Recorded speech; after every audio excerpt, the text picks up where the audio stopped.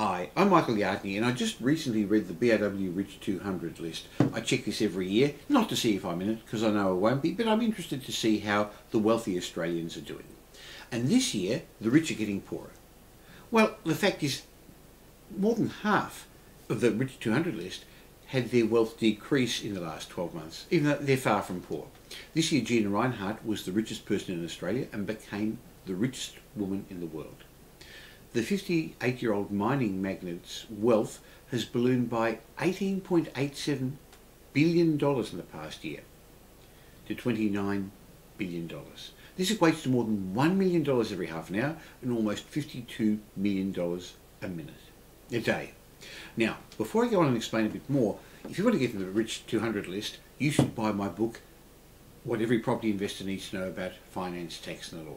Now, I can't guarantee you're going to get in the Rich 200 list by buying it, but I can guarantee you that you're going to get a fantastic primer on how to build your own property investment business, written by me and my 3 co-authors, experts in finance, tax and the legal system, to help you build your own property investment business. You can get it by clicking on the link below or on the left. Anyway, back to Gina Rinehart. Her wealth equates approximately to half the wealth of the bottom half, to the whole of the wealth of the bottom half of the list. But what I wanted to discuss with you today is the lessons we can learn from Australia's wealthiest individuals. The first lesson is property is still the #1 source of wealth. Despite all the attention that mining billionaires have received recently, property still remains the single biggest source of wealth, with 55 real estate entrepreneurs in the top 200 list. And you know, many of those who didn't make their fortune in property have stored their wealth by investing in property. Now, this should come no surprise. I've been following the Rich 200 list for years and years, and looking back, no matter how the Australian economy has changed, the Rich 200 has always been dominated by property entrepreneurs. There's nothing wrong with seeing how other successful people do things and applying those principles to your own life. If so many extraordinarily wealthy people have used real estate profitably, it stands to reason there's money to be made in this sector. Okay, let's look at some other lessons I learned. The other big one is anyone can become rich in Australia. While 29 inherited their fortune, most of those people on the rich list were self-made successes. Many came from working class backgrounds. You see, attending a private school and having an elite education is clearly not a prerequisite to joining Australia's wealthy. Some forged their network at schools, but many went to public schools and others didn't even finish high school. In fact, less than half had a tertiary qualification. And of course, the richest person this year was a woman, as I've said, and there were 15 other women in the Rich 200 list. So the big lesson is anyone can become wealthy in Australia. The next lesson is the market moves in cycles. The stock market is down, commercial property values are down, high-end residential properties have fallen, and this has caused the average wealth of those in the rich list, other than Gina Rinehart, to fall by about 8.6%.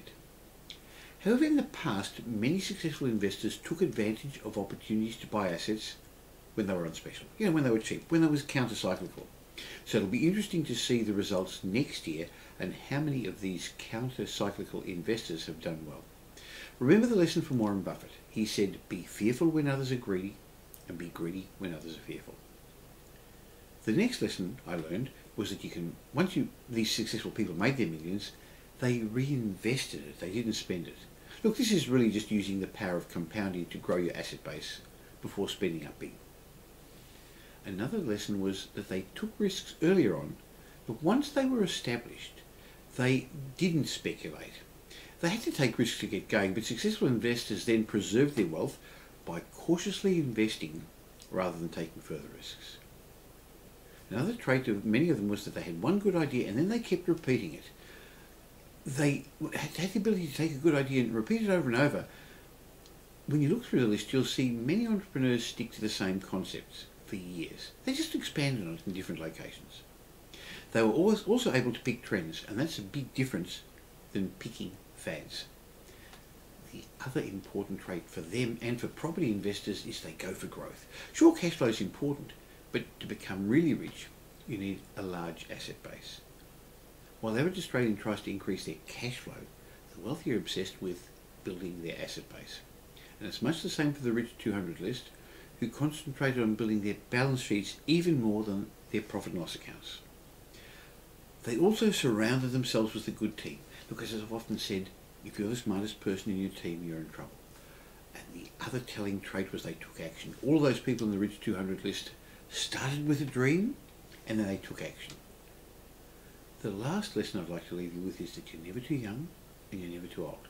The youngest member in the Rich 200 list this year was 36, and he had an estimated worth of $915 million, which is even more than the oldest member, who at the age of 92 had accumulated $360 million.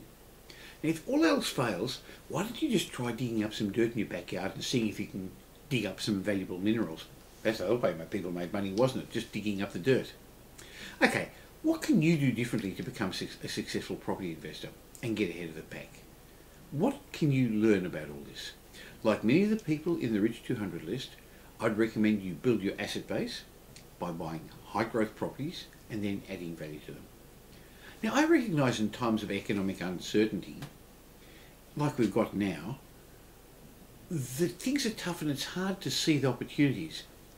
But over the next 10 years, we're going to have good times and bad times. There's going to be periods of high interest rate and periods of low interest rate, periods of strong economic growth, and also periods of downturn. But savvy investors count on the good times, but plan for the downturns. They've got asset protection plans, they've got finance backups, they've got finance buffers, they've got tax strategies, and they set up structures to make the money in the most efficient way. However, achieving financial freedom from property investing may sound simple. I try and make it that way, but it's not easy. And that's not a play on words. If you've been following my blogs, you know that about 20% of those who get involved in property sell up in the first year, and close to half sell up in the first 5 years. Of those investors who stay in the system, more than 90% never get past their second property or so. So if you want financial freedom, if you want to build your dreams, if you'd like to do that successfully, you've got to do things differently to most Australians. You've got to listen to different people to who most Australians listen to. You're going to need to set yourself up with some great goals and then follow a strategy that's known, proven and trusted. And then grow your property portfolio one property at a time. In particular, you've got to buy the right sort of property. One that's got a level of scarcity and one that's in the right location, a location that's always outperformed. You've got to buy it at the right time of the cycle, and in many cases that'll be now, and for the right price. And like the Rich 200 list, surround yourself with a great team. And there's no one better than the known, proven and trusted team at Metropole. They've won more awards than any other buyer's agency. We've won the Best Buyer's Agency of the Year award for the last 4 years. If you want to find out a bit more about what's happening in your local market and what our research at Metropole shows is in store, why not join us for a free property briefing at our offices in Melbourne, Sydney, Brisbane, or with our associates in Perth. Click on the link below and find out more and reserve your place.